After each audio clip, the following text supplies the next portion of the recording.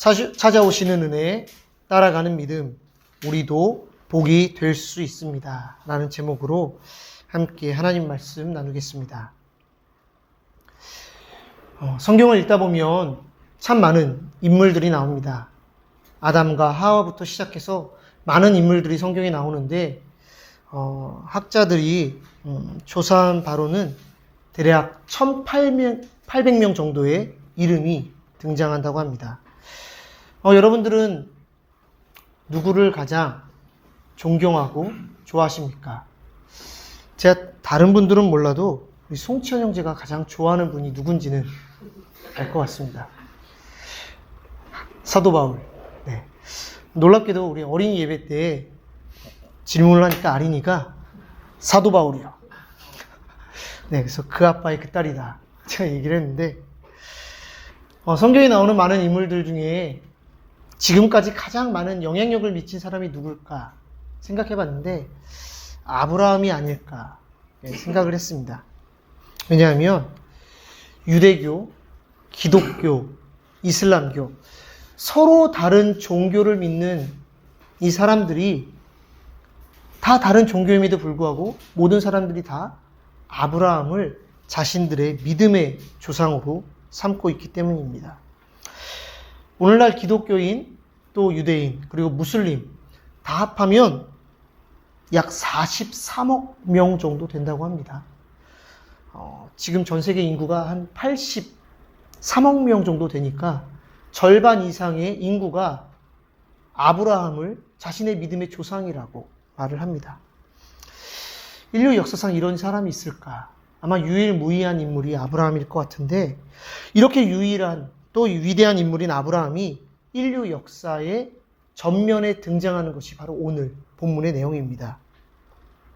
오늘 본문 1절 말씀은 아브라함에 관한 이야기의 오프닝, 그 시작인데, 그 이야기의 전체 주어, 또 그 주체가 누구인지를 아주 분명하게 말하고 있습니다. 함께 1절 말씀 다시 한번 봉독하겠습니다. 여호와께서 아브라함에게 이르시되 너는 너의 고향과 친척과 아버지의 집을 떠나 내가 내게 보여줄 땅으로 가라. 아멘. 여호와께서, 이 주어가 아브라함 이야기의 전체 주어라고 말할 수 있습니다. 그래서 오늘 이야기는 아브라함에 관한 이야기지만 정확히 말하면 아브라함을 부르신 하나님에 관한 이야기, 그리고 그 부르심에 응답한 아브라함에 관한 이야기, 이렇게 이야기할 수 있습니다. 하나님께서 아브라함을 부르시기 전에 아브라함에 대한 이야기는 별로 없습니다. 그냥 무명의 한 사람. 근데 그 무명의 인물 아브라함에게 하나님께서 임하시고 그를 부르시고 말씀하십니다. 그리고 그 결과 아브라함은 인류 역사의 전면에 등장하고 지금까지 가장 이름을 크게 날리는 사람이 되었습니다. 근데 우리가 한번 생각해 볼 것은 이 아브라함의 인물이 정말 그만한 대단한 사람인가? 정말 하나님이 직접 부르셔서 택하실 만큼 그의 삶이 대단한가? 우리 한번 생각해 볼 것 같습니다. 창세기 11장에 보면 아브라함에 대한 이야기가 먼저 나오는데 그에 대한 소개가 이렇게 되어 있습니다. 그의 아내 사라가 임신하지 못함으로 아이가 없다. 이게 아브라함에 대한 소개입니다. 굳이 성경이 아브라함과 사라 부부가 아이가 없다는 것을 기록한 것은 당시 문화로 비춰봤을 때 아브라함 인생이 정말 큰 결핍이 있었다는 것을 말하고 있는 것입니다. 당시 문화 가운데 아이는 재산이고 상급이고 가문을 이어가야 될 가장 중요한 존재인데 그 중요한 존재가 없다는 것은 아브라함의 삶이 얼마나 결핍이 있고 실패하였고 초라하고 비참한 인생인지 보여주고 있습니다. 이런 실패한 인생, 그 아브라함에게 하나님께서 찾아오셔서 부르시고 말씀하시는 그 순간 그의 인생이 새로워지기 시작합니다. 이렇게 믿음의 조상 아브라함, 그 이야기가 시작된 것입니다. 우리가 성경을 잘 읽어보면 하나님께서 부르시고 찾으시는 사람들 대부분이 부족하고 결핍이 있고 또 연약한 인생인 것을 우리는 보게 됩니다. 아니, 어쩌면 우리 인생 자체가 그렇습니다. 다 우리 인생이 부족하고 연약하고 초라하고 부족함 투성이라 할 수 있습니다. 어느 누가 모든 것을 내가 다 가지고 있고 내가 괜찮고 완벽하다 말할 수 있는 사람이 누가 있겠습니까? 그래서 전에 사역하던 목사님이 종종 이런 말씀하셨습니다. 알고 보면 다 불쌍한 인생이다. 불쌍히 여겨줘라. 겉으로 보기엔 다 괜찮은 것 같은데, 완벽한 것 같은데 알고 보면 다 불쌍한 인생이라는 것이죠. 한번 옆에 계신 분들 한번 보시겠습니까? 어떻습니까? 괜찮아 보이십니까? 알고 보면 불쌍한 분들입니다. 다 불쌍한 분들이에요. 저도 그렇고 여러분들도 그렇고 모든 사람들이 다 불쌍하고 연약한 인생입니다. 그래서 하나님께서 아브라함에게 그리고 오늘 우리에게 찾아오신 것입니다. 우리가 괜찮기 때문에, 우리가 의롭기 때문에, 우리가 믿음이 좋기 때문에, 사랑받을 만한 어떤 조건이 있기 때문에 우리에게 찾아오신 것이 아니라 우리가 여전히 죄인 되었던 그때에, 부족함 투성이고 결핍 투성이인 그때에 하나님은 사랑하셨고 우리를 찾아와 주셨고 우리를 새롭게 하신다는 것입니다. 이것을 성경은 은혜라고 말을 합니다. 박복한 인생. 아브라함에게 하나님은 복을 주시고 너는 복이 되어라. 약속의 말씀을 주십니다. 가장 중요한 자식이 없던 그 안타까운 인생인데 언젠가 너로 인해서 큰 민족을 이루어 주겠다 약속하십니다. 이전에는 꿈꿀 수 없었던 그 삶, 새로운 인생 하나님께서 허락하십니다. 그런데 하나님은 동시에 아브라함에게 두 가지 말씀을 하십니다. 첫 번째 말씀은 너는 너의 고향과 친척과 아버지의 집을 떠나라는 것입니다. 한 달 전 저희 가정이 이제 태국에서 베트남으로 이사를 왔는데 솔직히 준비하는 과정, 이사하는 과정 쉽지 않았습니다. 10년 넘게 살던 그 짐들 정리하는 것부터 시작해서 직접 이삿짐을 쌓고 택배로 붙이고 마지막 집 청소하고 나오는 모든 과정들이 만만치 않았습니다. 그나마 저희는 이제 정 목사님과 사모님께서 친절하게 안내해 주시고 도와주셔서 순조롭게 이사할 수 있었지만 삶의 터전을 옮긴다는 것, 그것도 머나먼 타국으로 간다는 것이 쉽지 않습니다. 사실 여기 계신 분들 다 그런 과정을 거쳐서 여기까지 오시지 않았습니까? 지금 이 시대에도 삶의 자리를 옮긴다는 게 쉽지 않은데 아브라함이 살던 그때 고대 근동의 상황 속에서 삶의 터전을 떠난다는 것은 단지 힘들고 어려운 정도의 문제가 아니었습니다. 말 그대로 목숨을 걸고 떠나야 하는 아주 심각한 결정이었습니다. 왜냐하면 당시는 시족 문화로 같은 공동체를 이루어서 시족이 서로를 보호하고 도와주는 상황 가운데 있었기 때문에 그 시족 문화, 그 공동체를 떠나간다는 것은 말 그대로 알아서 살아남든지 아니면 밖에서 죽으라는 말과 동일합니다. 너 우리를 떠나? 그러면 너 거기서 알아서 살아남아. 아니면 거기서 알아서 죽어. 75세의 나이에 지금까지 누려왔던 그 안정감을 다 버리고 새로운 곳으로 출발한다는 것 쉽지 않습니다.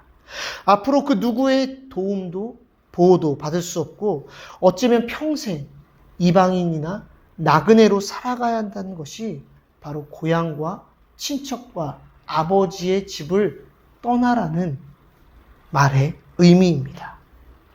근데 더 어려운 문제는 그 다음 말씀입니다. 하나님께서 두 번째로 아브라함에게 하신 말씀은 내가 내게 보여줄 땅으로 가라는 것입니다. 지금까지 지내왔던 삶을 버리고 떠나는 것, 이것으로 충분한 게 아니라는 것입니다. 불교에도 출가라는 것이 있죠. 자신의 과거와 속세를 버리고 작별하고 떠나는 것입니다. 새로운 삶을 살아보겠다고, 진리를 향해 나아가겠다고 굳은 결심을 하고 이제까지의 삶을 버리고 떠나는 것. 근데 이것만으로 충분하지 않다고 성경은 말하는 것이죠. 지금껏 살아왔던 삶의 자리에서 떠났다면 그 다음으로는 하나님이 보여주시는 대로 순종하며 살아가는 것까지 하나님은 말씀하십니다. 하나님은 아브라함에게 내가 보여준 땅으로 가라 말씀하지 않으셨습니다. 미래형이죠. 내가 보여줄 땅, 가야 될 땅이 어디인지 정확하게 말씀하지 않으셨습니다. 그저 앞으로 내가 너에게 보여줄 땅이 있는데 그곳으로 가라. 너무 막연하죠. 여러분, 왜 하나님이 아브라함에게 가야 할 곳을 정확하게 말씀하지 않으셨을까요? 어디로 가야 될지, 그것이 어떤 곳인지 좀 친절하게 말씀해 주시면 좋을 것 같은데 그저 내가 보여줄 땅, 거기로 가라. 이렇게 말씀하셨을까? 이재철 목사님이라는 분이 쓰신 성숙자반이라는 책이 있는데 거기에 이런 내용이 있습니다. 하나님을 믿는 우리는 모두 하나님께 현찰을 구합니다. 그런데 하나님은 우리에게 현찰이 아니라 약속 어음을 주십니다.